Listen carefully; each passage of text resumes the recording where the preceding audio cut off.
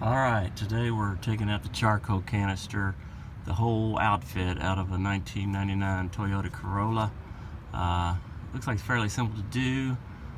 Problem is, probably gonna have to take the muffler off to access it. They say that in the books, but thought I could wiggle it out, but it looks like it's gonna be too big. But just to let you know what's involved in taking it out. Got these hoses here, vacuum hoses. 1, 2, 3. This one here is just a vent hose. It goes nowhere. It goes up into the rear cross member here and just vents out, I guess. Got 2 electrical connections. I'm gonna move these hoses out of the way so you can see those. What I did, because this is the car I'm removing it off of, I just cut them.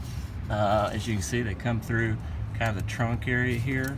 I didn't know what kind of connections these were up here and didn't want to break those because I'm going to need the fittings for the car I'm putting it into. Hopefully you can see there. Let's see, there's where one of them goes.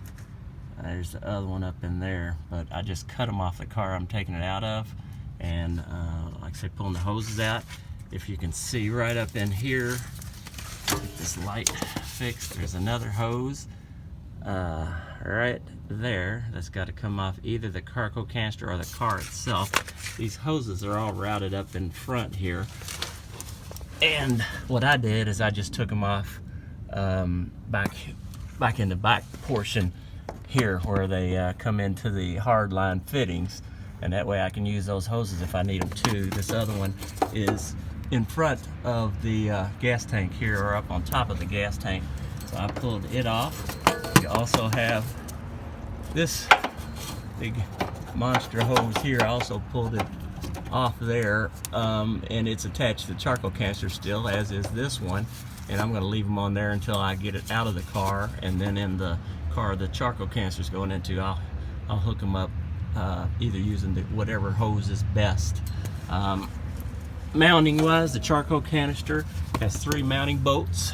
Let's see if you can see. There's one right there. This is in the center of the car.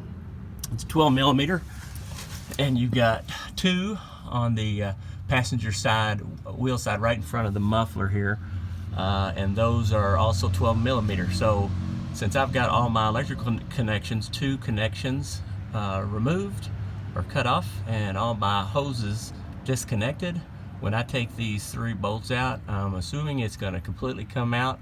Probably gonna have to take this stinking muffler out of the way, unfortunately.